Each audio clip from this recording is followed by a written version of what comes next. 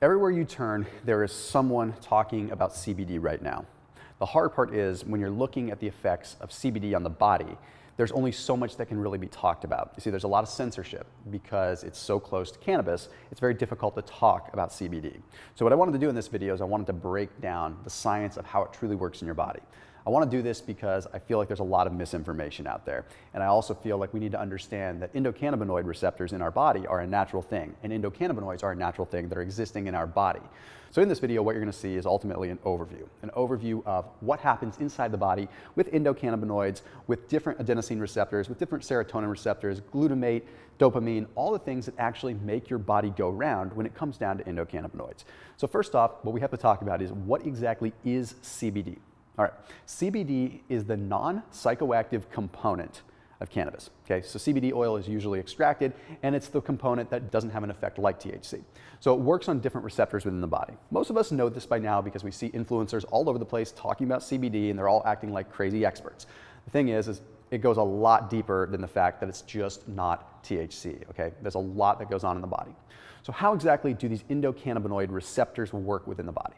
You see, we have two different receptors. We have CBD1 and CBD2. And these are all throughout the body. They're not just in the brain. Okay? They're not just affecting the psychoactive portion of the body. Okay? They are affecting the brain, but also even more so throughout the course of the body in our inflammatory system, in our immune system, and everything that we need to know there. Okay? CBD1 is found mostly in the brain, however. So CBD1 is the one that affects your mood, it affects emotion, it affects a lot of things when it comes down to your appetite, even coordination, movement, and pain that relates to your brain and how you perceive it. Okay, then we have CBD2. CBD2 works on the body, works on inflammation, works on the immune system. And there is a correlation between CBD1 and CBD2. They communicate, of course, but one is more so for the brain and one is more so for the immune system and for the body. And what you're going to find is that THC activates both of these. But here's what's interesting. Do not believe all of the marketing that says that CBD oil only affects CBD2 receptors. That is not true. That's not how it works, okay? CBD2 receptors have to do with the immune system and inflammation, like I said. But CBD oil does not directly affect CBD1 nor CBD2 receptors. It doesn't affect them at all. See, what it does is it influences the body to naturally utilize more of its naturally occurring endocannabinoids. See, endocannabinoids are things that our body can create, but we also get them from food and various polyphenols that we consume. It's a totally normal, natural thing. Whether our body uses them is a completely different story. So CBD oil influences the body to utilize more of the endocannabinoids that are already existing, therefore enhancing how those endocannabinoid receptors, particularly CBD2, actually utilizes them. So it's not directly affecting the receptors the way that THC would. But how does it actually work in the body? I'm talking about receptors, and that's all fine and dandy, but what physiological effect does this have? Well, here's the interesting thing. Even though you have a natural utilization of these endocannabinoids, it doesn't necessarily mean that the endocannabinoids are the end-all be-all. You see, it's the byproduct of this. It's the utilization and the activation of vanilloid receptors, of adenosine receptors, and serotonin receptors that ultimately give us the sensation and the end result that we are seeking when we look at a CBD oil. Okay, so the vanilloid receptors end up working with body temperature. They end up working with helping you regulate that system within the body, also helping you regulate inflammation through different ways. If we have a higher core body temperature, it's going to affect our inflammation. If we have a lower core body temperature, it's going to affect our inflammatory levels within the body. So these vanilloid receptors play a key role, and they are directly correlated with the endocannabinoid receptors. But here's the really interesting one, adenosine. How many of you have ever had a cup of coffee? Or how many of you have ever had caffeine at some point in your life? Chances are you have. So you know that excited, excitatory feeling that you get. Well, what happens with adenosine is you end up blocking adenosine with caffeine. Caffeine blocks the adenosine receptor, which therefore means that you get more excited because adenosine would normally make you relaxed. So if you have a lot of adenosine in the body, you're relaxed, you might even be sleepy. But caffeine blocks that receptor, which therefore makes you more energized. Well, CBD affects the adenosine receptor by increasing the activity of it. So you might be wondering, well, does that mean it's going to do the opposite of caffeine? Well, kind of. It's going to do the opposite of the bad effect of caffeine in some ways. You see, when we actually have caffeine, we are basically blocking that adenosine receptor and therefore triggering a secondary response.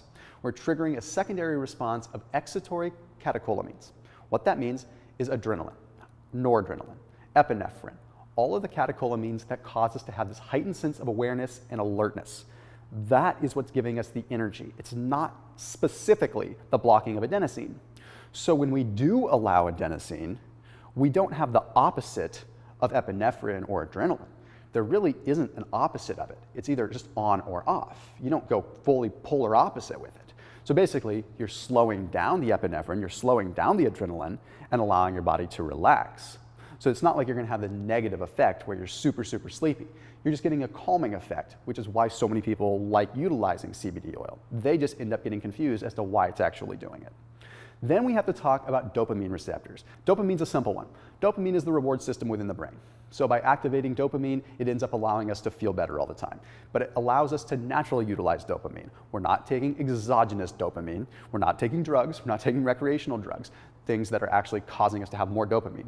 We're naturally increasing the body's utilization of existing dopamine by enhancing the receptor sensitivity. Okay, and in that same vein, we also talk about glutamate. You see, glutamate is something that is excitatory. Glutamate actually triggers energy, but too much of it is a bad thing. Too much glutamate can lead to a seizure, can lead to all kinds of bad things. Glutamate is not what we want a lot of. However, the right amount of it can trigger energy in the right places. So when you think about the calming effect of adenosine, making you calm, and then you combine it with a specific energy effect of glutamate, you actually have a really unique thing. You're calm, but that glutamate is activating, energizing specific parts of the brain that are correlated with memory and retention.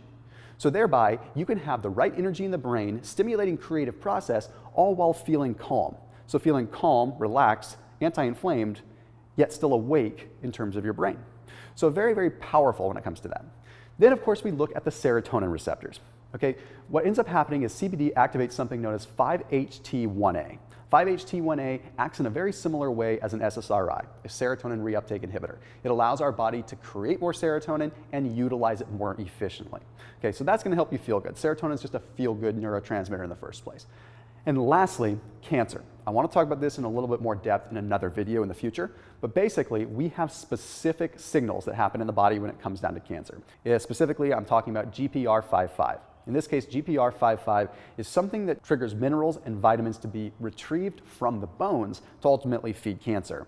That's why when people get cancer, a lot of times they end up getting weaker bones. A lot of times they end up increasing their risk of fractures and things like that. So what ends up happening is CBD reduces the body's ability to retrieve nutrients from the bone to feed cancer cells. This is just one of the many ways that CBD has an effect on cancer, and it's one of the most researched. But of course, I'll do another video in the future that talks about how this actually has a specific effect on a multitude of different things when it comes down to cancer. So I hope that this video broke down CBD as a general overview and helped clear up some of the crazy marketing that's out there surrounding CBD. I can totally understand why Facebook, why YouTube, why so many different media properties and media buying properties have made it so difficult to advertise. And that has to do with the fact that people are really utilizing CBD in the wrong way and they're marketing it poorly and they're flat out lying. So this video is just a general overview to help you understand what happens in the body and why it does so. As always, keep it locked in here on my channel. If you have ideas for future videos, let me know in the comment section. I'll see you soon.